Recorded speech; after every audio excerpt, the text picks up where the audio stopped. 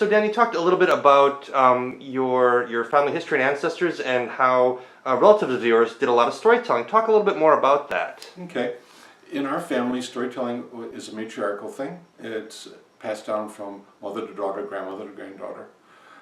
And it's, I think I'm about the 16th generation of storyteller, person who knows the stories in my family. And it's, the stories came from Croatia. My grandmother grew up in the island of Brac. My grandfather came from the mainland. Grandmother was was well versed in the stories, and she used them to teach me lessons when I was a kid. So if I did something wrong, I got a story to tell me what was going to happen to me. If I, did something right, she reinforced it by telling me a story.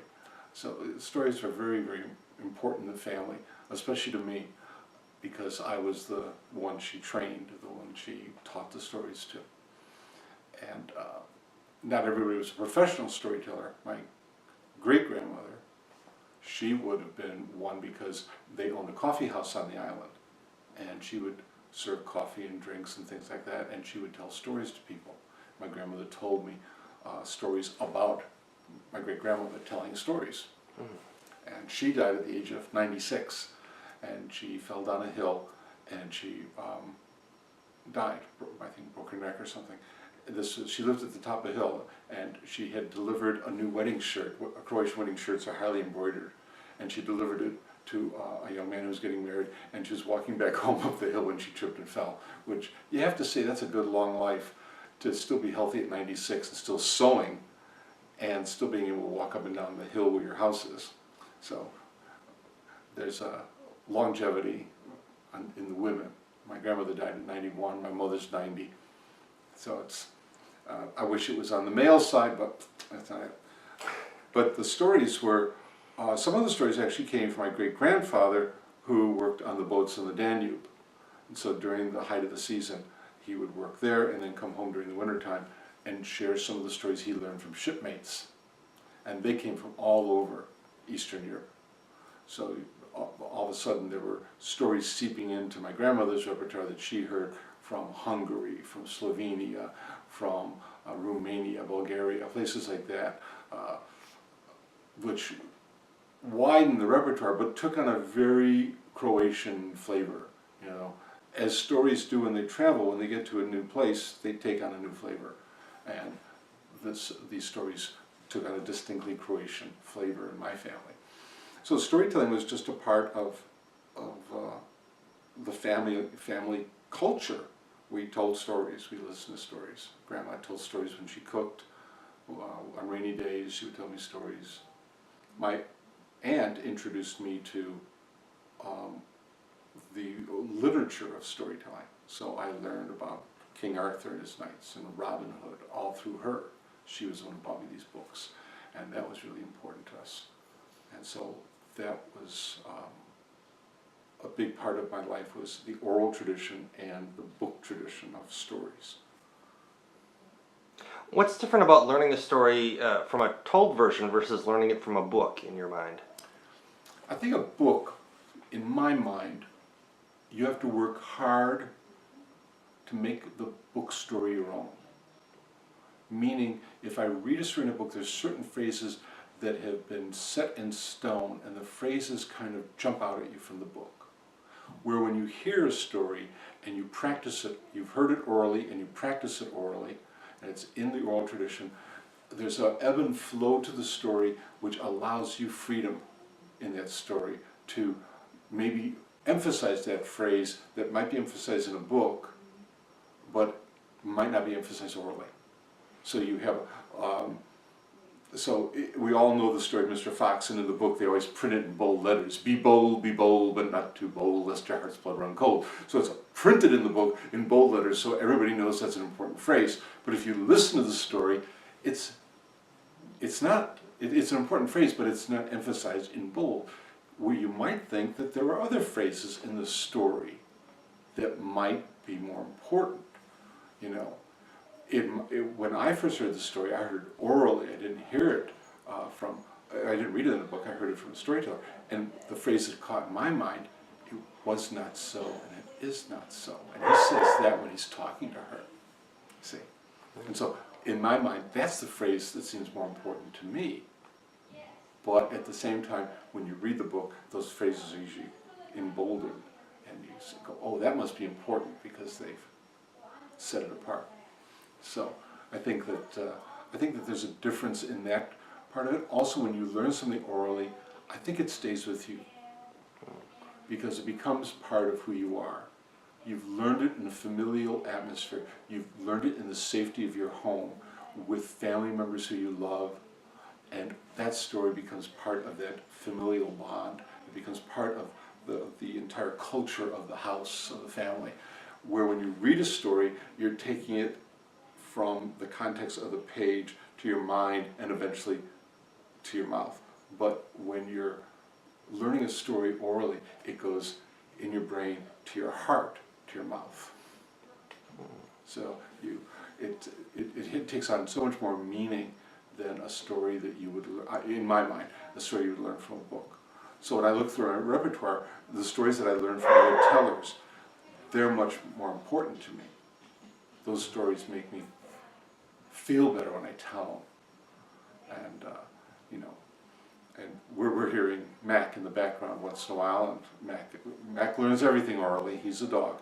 So,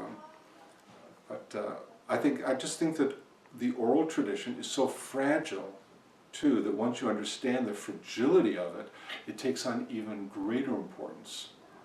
Grandma told me that there was a man in her village who knew the entire history of the village in a song. And it took hours to sing this song. And then she said that after World War II, none of the young people were interested in learning the song. Nobody in his family was interested. And he died. And the song died with him. He didn't read or write. He never learned how to read or write. He never wrote it down. He couldn't. It was the oral tradition. And see how fragile the oral tradition is. Bingo, he dies, lost forever. There's no recording of him. There's no text. So when you learn that fragility that is a part of the oral tradition, there's that, it becomes even more immediate. It becomes even more precious. And you really want to take it to heart and share it. And so if I tell a story that I learned from a book, it's, okay, here's the book, you can all go and read it someday if you're so inclined. This is Storyteller. If I learn it from another person, it's, I learned this from so-and-so, and they were so important to me. And you can give a reference and say, my grandmother, I remember the first time I heard this, she was telling this on a rainy day, and we couldn't go out and play, and my grandmother's telling me this story, and this is the first time I heard it. And you can actually give a point of reference to your audience, and this is when I heard it, this is who told me, this is how old I was. And there's this immediate, how can I put it, intimacy between you, the story, and your audience. Because it was a gift to you, and now it's a gift to them. When you learn it from a book, yes, you're still giving it as a gift to the audience, but is it as much a gift to you when you find it in a book, or is it because you did solid research looking for stories? Yeah, it's still a gift to a certain extent, but it's not like when I go to England and Taffy Thomas pulls me aside and says, I heard this story, not my style, it's perfect for you, and he tells it to you. And I go, wow, it is perfect for me. Taffy knows my style, he knows what kind of stories I like. Bingo.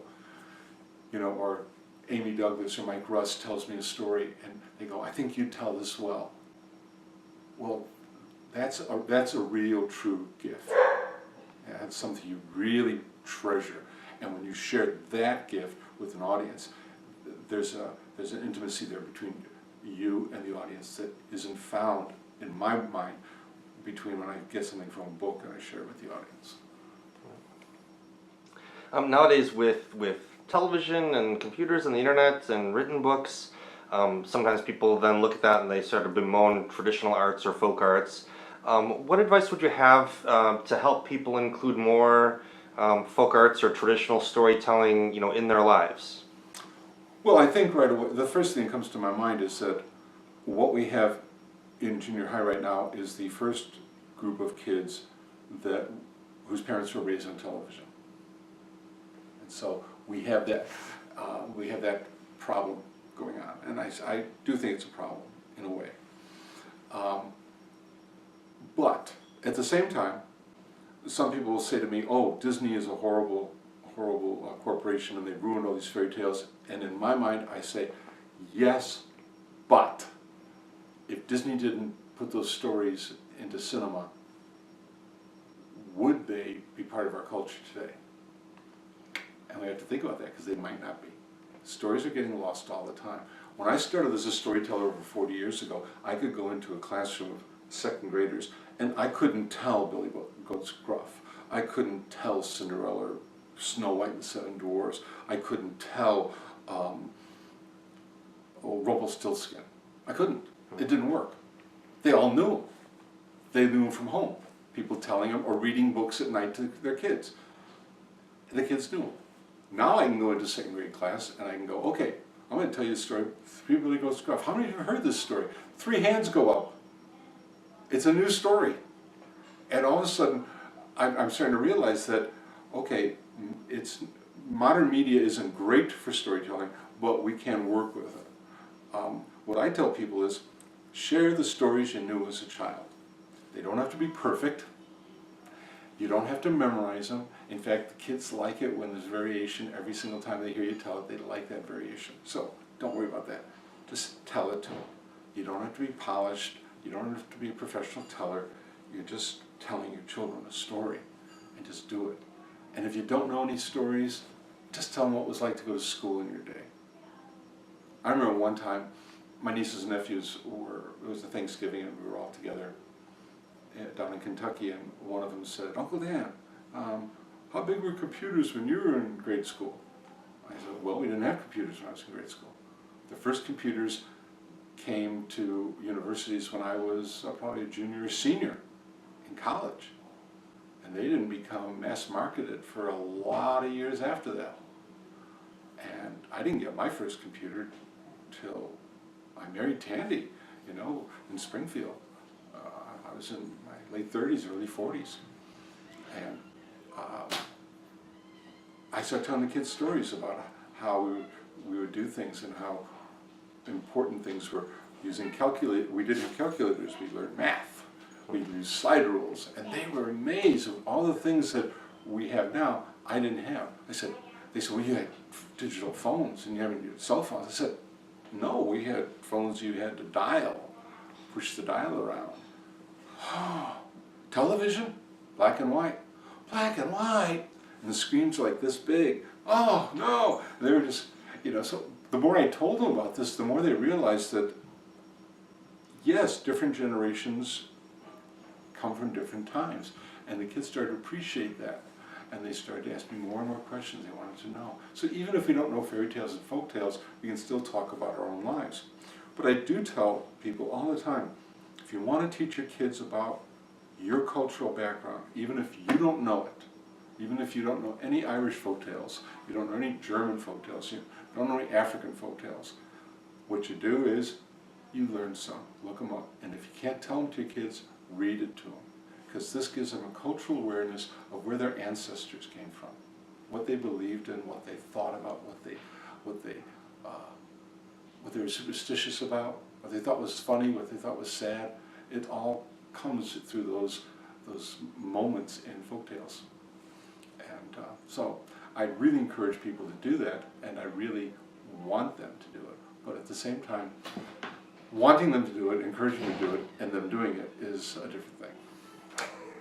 Really is. Often there's discussion among storytellers and about the idea of telling cultural stories from cultures that aren't your own. Any advice about telling stories from outside your own culture? Yeah. I think that in this country, for us to be telling a lot of Native American stories, let's say me as a European male, my roots are in Ireland and Croatia.